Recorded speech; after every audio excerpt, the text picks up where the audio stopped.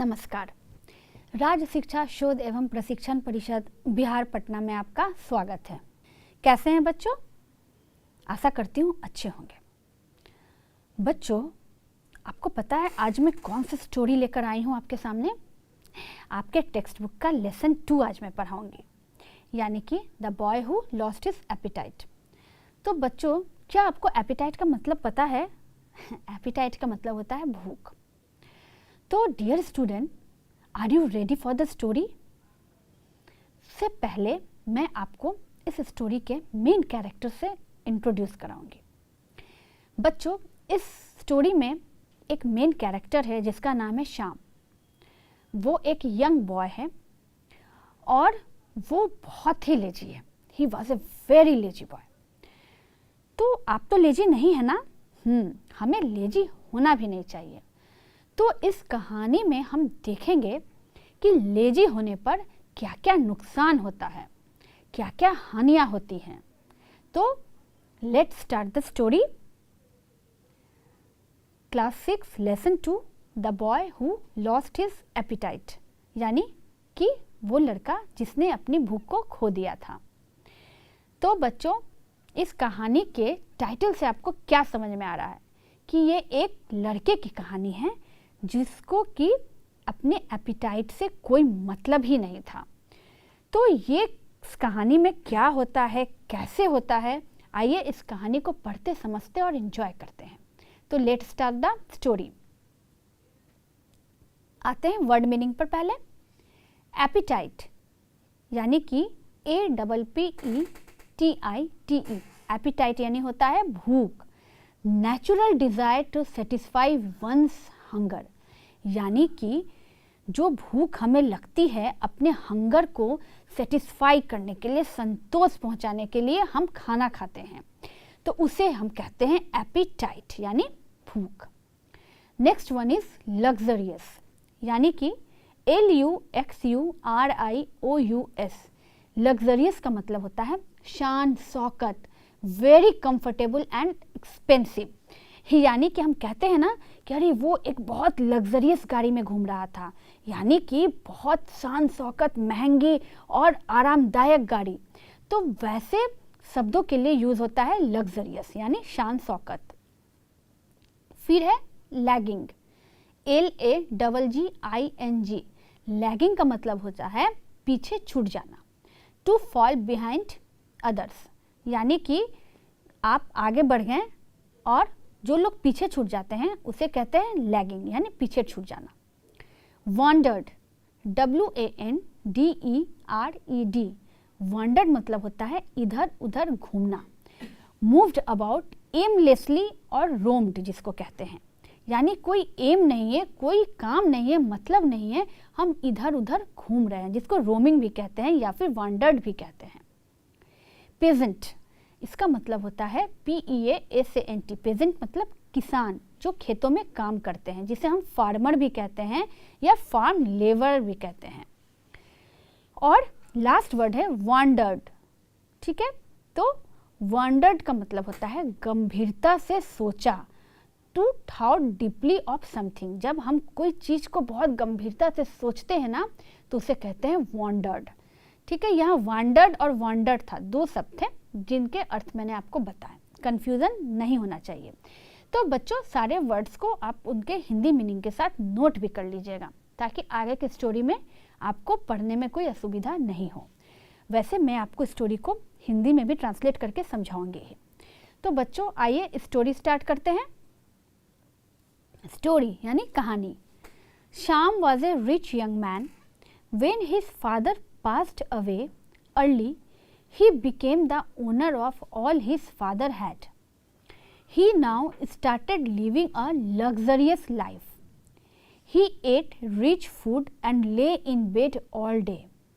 As a result, he did not find any food tasty. आप picture में शाम को देख रहे हैं कि वो एक यंग बॉय है, उसके पिताजी passed away यानी कि उनके पिताजी का देहांत हो गया है और अब वो पूरे घर का मालिक है।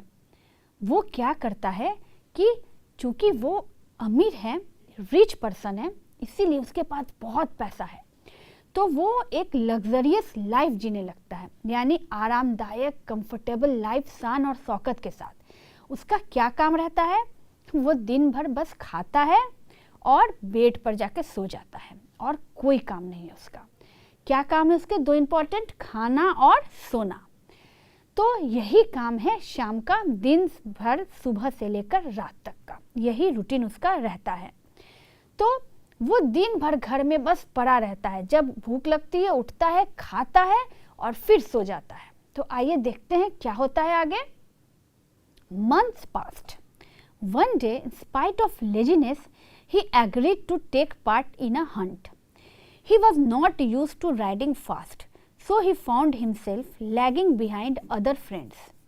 He got lost and wandered. एक बार क्या होता है कि ऐसे ही करके खाते सोते महीनों बीत जाते हैं और उसका यही लाइफ का रूटीन बन जाता है। तो एक बार वो सोचता है कि चलो आज मैं शिकार पे जाता हूँ, और वो उस दिन शिकार पे जाता है अपने दोस्तों के साथ। तो बच्चों, आपको ये तो पता है ना कि खाते और सोते हुए शाम जो रहता है वो एक नंबर का आलसी हो जाता है, यानी कि वो एक नंबर का लेजी हो गया था। तो जब वो राइडिंग पे जाता है, हंट पे जाता है, शिकार खेलने जाता है, तो क्या होता है कि उसके सारे दोस्त, सभी लोग क्या रहते हैं, वो आगे बढ़ जाते हैं। क्योंकि शाम तो लेजी था तो उससे तो राइडिंग हो ही नहीं रहा था, तो वो क्या कर रहा था, धीरे धीरे उसका तो काम था बस खाना और सोना। तो इस कारण से उसका शरीर चल ही नहीं रहा था और वो बिल्कुल धीरे धीरे आगे बढ़ रहा था। इसके कारण क्या होता है कि उसके सारे दोस्त, उसके साथ जितने भी लोग आए हुए थे, क्या करते हैं कि शाम को छोड़कर आगे बढ़ जाते हैं और शाम पीछे रह जाता है और वो इधर उधर घूमने लगता है, वो इधर उधर मंडराने लगता है। उसे समझ में नहीं आ रहा था कि वो क्या करे, क्योंकि उसके कोई भी दोस्त उसे नहीं दिख रहे थे, सारे लोग आगे बढ़ गए थे, वो अकेले उस जंगल में बच गया था। तो ही वॉन्डर्ड हेयर एंड देयर, वो इधर उधर घूमने लगता है, उसे समझ में नहीं आ रहा था कि अब वो क्या करे, वो नर्वस हो जाता है। फिर आगे देखते हैं वो क्या करता है। He wandered away in the woods. 6 to 7 hours passed with him roaming around like this. He felt tired and hungry. अब क्या होता है कि उस जंगल में वो इधर उधर घूमते रहता है। ऐसे ही घूमते घूमते 6 से 7 घंटे यूं ही बीत जाते हैं, पर उसे अपने घर का रास्ता नहीं मिलता। वो थक जाता है, हार जाता है, उसे बहुत जोरों से भूख लगती है, तो वो एक जगह चुपचाप हार कर बैठ जाता है। लेकिन उसे समझ में नहीं आता कि अब वो आगे क्या करे। वो रोने लगता है, उसका दिमाग काम नहीं करता कि अब भूख के मारे उसे कुछ समझ में नहीं आ रहा था कि अब वो आगे करे तो क्या करे। उस घने जंगल में अकेले वो कहाँ जाए, उसे कुछ भी समझ में नहीं आ रहा था और भूख के मारे उसकी जान भी निकल रही थी। वो काफ़ी थक भी चुका था। तो फिर देखते हैं आगे क्या होता है। Suddenly, he saw a peasant hut. He rode up to it and asked for a little food. अचानक उसे उस जंगल में एक झोपड़ी दिखाई देता है, जो कि एक किसान का झोपड़ी रहता है। तो वो झोपड़ी जैसे ही देखता है तो वो दौड़ करके उस झोपड़ी की तरफ मदद मांगने के लिए जाता है। तो वो इतना थक चुका था और उसे इतने जोरों से भूख लगी थी कि उसे कुछ समझ नहीं आता है। जैसे ही वो किसान की झोपड़ी को देखता है तो वो दौड़कर झोपड़ी के पास जाता है और देखते हैं आगे क्या होता है। I am a poor man. I have only roti and dal, sir, said the peasant. But you are most welcome to have this. अब वो किसान उसको देखता है तो उसे उस पर दया आती है। वो शाम की हालत देखकर समझ जाता है कि ये बहुत थक चुका है और बहुत भूखा है, ये जंगल में खो गया है। पर वो बहुत गरीब था। तो किसान शाम को कहता है कि मैं बहुत गरीब हूँ, मेरे पास खाने के लिए, आपको खिलाने के लिए उस लायक भोजन नहीं है, मेरे पास सिर्फ सूखी रोटी और दाल है, क्या आप उसे खाएंगे आप उसे खा सकते हैं, इसके अलावा मैं आपको और कुछ नहीं खिला सकता क्योंकि मैं एक गरीब किसान हूँ। तो शाम को खाने के लिए वो अपने घर से दाल और रोटी देता है। क्योंकि शाम बहुत भूखा था इसलिए वो खाने को ना नहीं कहता है और वो दाल रोटी खाने के लिए बैठ जाता है। फिर देखते हैं क्या होता है। The young man was very hungry and he really loved the food. He liked it more than all the rich food he had been eating earlier. He thanked the peasant who also gave him directions back to his home. He got back to return home and rested.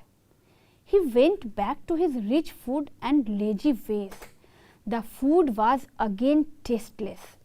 He wondered why the simple dal roti tasted so nice. अब क्या होता है कि वो दाल रोटी खाने के लिए राजी हो जाता है क्योंकि उसे बहुत जोरों से भूख लगी हुई थी। तो जब वो दाल रोटी खाता है तो वो मन ही मन सोचता है कि ये दाल रोटी खाने में इतना स्वादिष्ट क्यों लग रहा है, और वो सारी की सारी रोटियां और दाल खा जाता है क्योंकि उसे वो खाना बहुत स्वादिष्ट लगता है। जब वो खाना खा लेता है तो वो किसान के घर में ही आराम करता है।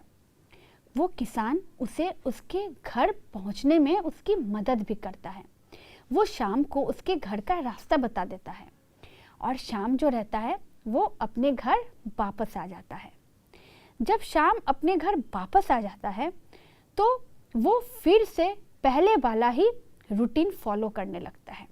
यानी कि वो जंगल में भुलाने से पहले जो अपने लाइफ को जिस आधार पे जीता था, जिस तरीके से जीता था, वो फिर वैसे ही अपनी लाइफ स्टाइल को बना लेता है। यानी कि सुबह उठना, भरपेट खाना और रिच भोजन करने के बाद बेड पर सो जाना। वो यही काम अब डेली करने लगा। तो यही काम करते करते एक दिन वो सोच में पड़ जाता है कि आखिर क्या बात है कि ये इतना टेस्टी फूड, इतना तरह तरह का खाना भी मुझे उतना टेस्ट नहीं दे रहा जितना कि उस दिन उस किसान की दाल और रोटी ने मुझे संतुष्ट किया था। आखिर ये क्या बात है कि वो दाल रोटी का स्वाद मैं अभी तक नहीं भूल पाया हूँ। वो इतना स्वादिष्ट क्यों था और मेरा भोजन इतना टेस्टलेस क्यों लग रहा है, क्यों इस भोजन में मुझे स्वाद नहीं आ रहा है। और ये सोचते हुए शाम गहरी सोच में पड़ जाता है और कहानी यहीं ख़त्म हो जाती है। तो प्यारे बच्चों, शाम को तो समझ में नहीं आती है कि ये खाना, उसके घर का खाना उसे टेस्टलेस क्यों लग रहा था। तो क्या आप मुझे बता सकते हैं कि शाम को उसका खाना घर का टेस्टलेस क्यों लग रहा था? बताइए मुझे। बच्चों, शाम को उसके घर का खाना टेस्टलेस इसलिए लग रहा था क्योंकि वो एक नंबर का लेजी हो चुका था। उसका लाइफ स्टाइल क्या था, डेली रूटीन क्या था? सुबह उठना, रिच भोजन करना, लग्जरियस लाइफ जीना और बेड पर दिन भर पड़ा रहना। तो ये रूटीन करते करते वो इतना लेजी हो गया था कि उसे पता ही नहीं था कि मेहनत किसे कहते हैं, हार्ड वर्किंग क्या होता है, लेबर क्या होता है, उसे कुछ समझ में ही नहीं आता था। तो जिस दिन वो जंगल में गया था और वो अपने लेजीनेस के कारण भूला गया था, उस दिन उस किसान ने उसे खाने के लिए जो दाल रोटी दी थी वो उसे स्वादिष्ट इसलिए लगी थी क्योंकि वो घने जंगल में 7 से 8 घंटा भूखा रहा था और इधर से उधर वो घूमा था।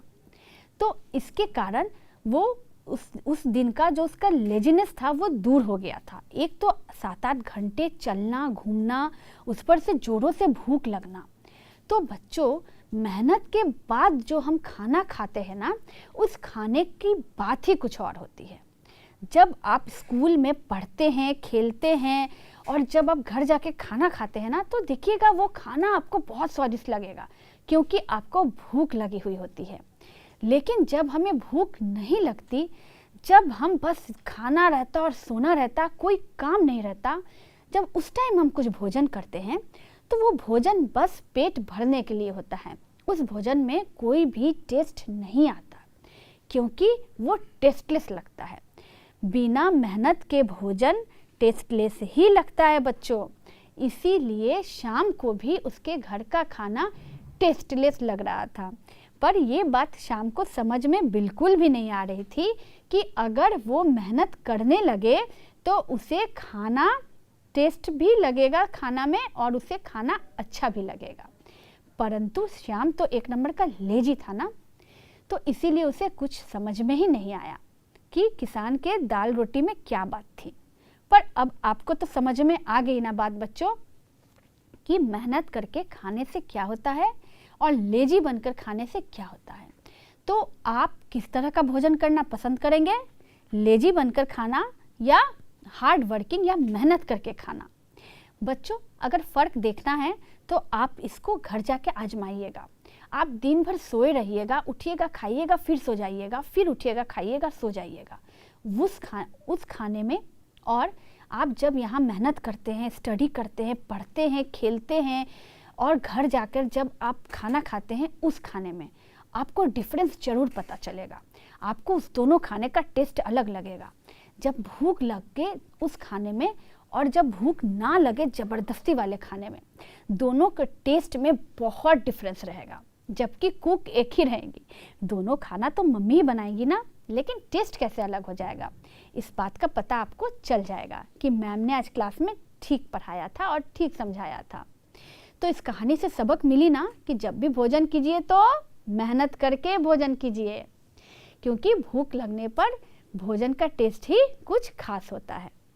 तो कहानी तो उम्मीद करती हूँ कि आपको समझ में आ गया होगा, और उम्मीद करती हूँ कि जो क्वेश्चन मैं आपसे पूछूंगी उसका जवाब भी आप बिल्कुल सही देंगे। तो आइए चलते हैं क्वेश्चन आंसर पे।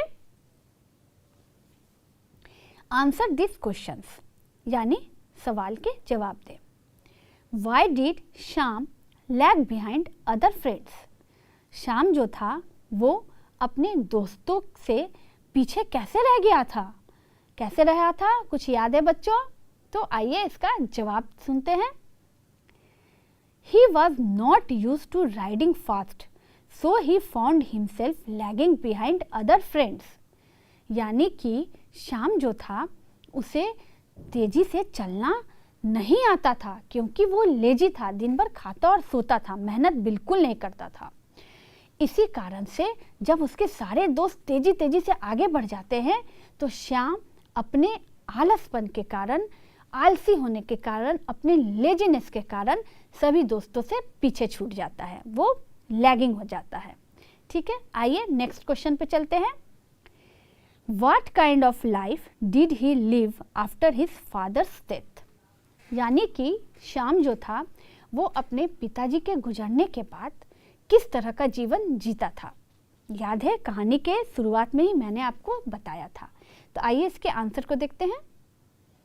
After his father's death he started living a luxurious life. He ate rich food and lay in bed all the day. यानी कि उसके पिताजी के गुजरने के बाद वो क्या करता था कि एक लग्जरियस लाइफ यानी शान और शौकत, आरामदायक जिंदगी जीता था। दिन भर खाता था और बेड पर सोता था। यही था उसका डेली लाइफ, उसका डेली रूटीन। यानी उसके पिताजी के गुजरने के बाद वो आलसी हो चुका था, दिन भर खाता और बेड पर पड़ा रहता था। तो बच्चों क्वेश्चन के आंसर्स तो अपने बिल्कुल सही सही दिए। तो आइए कुछ और एक्सरसाइज बनाते हैं। राइट ट्रू और फॉल्स, यानी कि सही और गलत बताना है। यहाँ कुछ स्टेटमेंट दिए हुए हैं, उस स्टेटमेंट को आपको पढ़ना है और बताना है कि स्टेटमेंट ट्रू यानी सही है या फॉल्स गलत है। तो आइए पढ़ते हैं। Shyam was a young boy. Shyam एक यंग बॉय था, ये तो ट्रू स्टेटमेंट है ना, यानी सही है। सेकेंड बोल रहा है Shyam lay in bed all day because he became sick. Shyam जो था वो पूरे दिन बेड पर पड़ा रहता था क्योंकि वो बीमार था। तो ये ट्रू है या फॉल्स है? ये फॉल्स है, बिल्कुल सही, यानी कि ये स्टेटमेंट गलत है। तीसरा है Shyam road very slowly.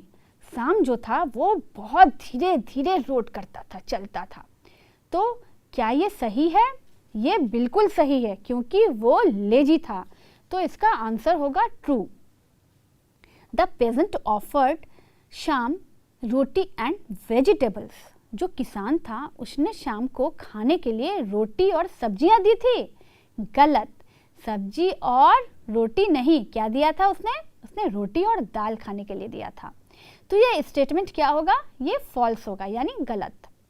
Shyam was lost in the woods when he was returning home from the peasants house. Shyam जो था जब वो किसान के घर से लौट रहा था अपने घर की तरफ, तो वो जंगलों में भुला गया था। फॉल्स, इसका आंसर होगा फॉल्स, यानी कि गलत। यानी कि आपको याद है ना कहानी में श्याम कब भुलाया था? जब वो अपने दोस्तों के साथ हंट पे गया था, शिकार खेलने के लिए गया था, तब वो भुलाया था, किसान के घर से लौटते वक्त नहीं। इसीलिए लास्ट स्टेटमेंट था फॉल्स। तो ट्रू और फॉल्स तो आपने बिल्कुल सही बताया, यानी कहानी आपको अच्छी तरह से समझ में आ गई। तो आइए कुछ और मज़ेदार एक्सरसाइज करते हैं। से any two words which associated with the following word. यानी कि कोई ऐसे दो शब्द आपको बोलने हैं जो यहाँ दिए गए शब्द के साथ मैच करे। एसोसिएट यानी मिलता जुलता शब्द आपको बोलना है। जैसे कि यहाँ शब्द दिया हुआ है लग्जरियस, यानी कि आरामदायक। ठीक है, तो लग्जरियस जो यहाँ शब्द है उससे मिलता जुलता जो भी शब्द आपके दिमाग में आ रहा है आप मुझे बताइए। क्या होगा? जल्दी से गेस कीजिए, जल्दी से सोचिए और बताइए। आइए आंसर देखते हैं। लग्जरियस से मिलता जुलता दो शब्द बन सकता है रिच यानी अमीर और एक्सपेंसिव यानी कि कीमती। जब भी लग्जरियस की बात होती है यानी शान शौकत आराम की बात होती है, तो रिच यानी कि पैसा की भी बात होगी ही, और कीमती यानी लग्जरियस है तो कीमती चीज़ें होगी ही। यानी यहाँ लग्जरियस से जो रिलेटेड दो शब्द थे वो हो गए रिच एंड एक्सपेंसिव। समझ में आया आपको? तो अब नेक्स्ट वर्ड मैं आपको देती हूँ, आप इस वर्ड को देखिए और इससे रिलेटेड भी दो शब्द झट से मुझे बताइए। नेक्स्ट वर्ड है फूड, यानी कि से any two words that associated with the following word food.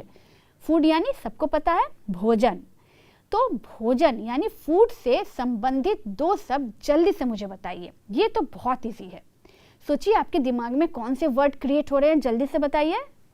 आइए देखते हैं। फूड से रिलेटेड दो शब्द हो सकते हैं हंग्री यानी भूखा और टेस्टी यानी स्वादिष्ट। यानी कि जब भी भूख की बात होती है तो भोजन की बात तो होती ही है। तो यहाँ वर्ड था फूड यानी कि भोजन, तो भोजन से संबंधित शब्द हो गया हंग्री, यानी जब भूख लगेगी तो भोजन आएगा, और भोजन अगर आएगा भूख लगेगी तो उस भोजन में क्या होगा? टेस्ट होगा। तो टेस्टी, तो आपने देखा फूड से संबंधित भी दो वर्ड यानी कि हंग्री और टेस्टी। तो आपको समझ में आ रहे हैं ना? तो बच्चों इसी तरह से आज घर जा कर के कुछ ऐसे ही नए नए क्रिएटिव शब्द आप बनाइएगा जो कि लग्जरियस और फूड से ही मिलते जुलते हो। जो वर्ड्स मैंने बताए उनके अलावे अगर आप कुछ वर्ड क्रिएट कर सकते हैं तो उनको ज़रूर लिख कर लाइएगा। ठीक है, इससे क्या होगा कि हमारा क्रिएटिविटी बढ़ेगा। अब मज़ा भी आ रहा है ना? तो आइए अब आगे बढ़ते हैं। रीड लाउडली यानी कि मेरे साथ जोर से पढ़िए और समझिए, और इसको सिर्फ समझना ही नहीं, इसको कॉपी में नोट डाउन करके और इसको लागू भी करना है अपने लाइफ में। पहला है we must control on our appetite, यानी कि हमें ओवर ईटिंग से बचना चाहिए। कुछ बच्चे होते हैं ना, वो ओवर ईटिंग करते हैं, चिप्स खाएंगे, बर्गर खाएंगे, पिज़्ज़ा खाएंगे। तो बच्चों अपने भूख पे कंट्रोल करें, यानी कि सिर्फ अच्छा भोजन ही करें, बाहर का खाना कम खाएं। नेवर बी लेजी, ये तो बिल्कुल आपको नहीं होना है, यानी कि नेवर बी लेजी, आपको लेजी बिल्कुल नहीं होना है बच्चों, यानी आलस को छोड़ देना है। जब भी कभी कुछ लगे कि ये काम बाद में कर लूँगा तो ऐसा नहीं करना है, इसी से आलस बढ़ता है। तो never be lazy. Eat balance diet, never eat too much rich food, जब भी भोजन करें तो एक बैलेंस डाइट को फॉलो करें। बैलेंस डाइट यानी कि जो हमारे शरीर के लिए हेल्दी फूड होते हैं उनको खाएं, जैसे रोटी, दाल, राइस, ग्रीन वेजिटेबल्स, सैलड। तो ये सब जो है उसको अपने डाइट में शामिल करें, उसे हम बैलेंस डाइट कहते हैं। तो बैलेंस डाइट खाएं, रिच फूड से बचें। और लास्ट है, let yourself busy in some work, never sit idle, यानी कि हमेशा खुद को कुछ ना कुछ क्रिएटिव काम में बिजी रखें, कभी भी फालतू काम में ना पड़े और फालतू का खाली ना बैठे। जब भी हम कहते हैं ना, एक कहावत है ना, खाली बैठने से क्या होता है, खाली दिमाग शैतान का घर। तो बच्चों, जब भी हम खाली बैठते हैं तो हमारा दिमाग जो रहता है ना वो इधर उधर जाता है, और इससे बैठे बैठे हम खुद को लेजी भी बनाते हैं, जैसा कि सामने खुद को इस कहानी में बनाया था। तो आपको लेजी नहीं बनना है। यहाँ कुछ स्टेटमेंट मैंने बताए, समझाए, उसको लाइफ में फॉलो करना है। तो बच्चों, लेजी तो बनना नहीं ही है, बैलेंस डाइट भी फॉलो करना है। और इस कहानी से आपको क्या सबक मिली ये भी मुझे बताइए जल्दी से। इस कहानी से यही सबक मिली बच्चों कि मेहनत करें और लेजी ना बने, नहीं तो बन जाएंगे आप भी शाम की तरह। तो आपका होमवर्क मैंने आपको पहले ही दे दिया कि घर जाके लग्जरियस और फूड से एसोसिएटेड कुछ शब्द अगर आप क्रिएट कर पाते हैं तो उन शब्द को क्रिएट करके लाइएगा। मैं उसे देखूंगी कि आपने कितने वर्ड्स क्रिएट किए हैं। ठीक है, तो बच्चों, आशा करती हूँ कि आपको ये कहानी बहुत अच्छा लगा होगा, आपने इस कहानी से सीख भी ली होगी। तो बच्चों, अगले कहानी में मैं फिर आपके साथ मिलूंगी एक नए चैप्टर, एक नए टाइटल के साथ। तब तक take care, goodbye, thank you.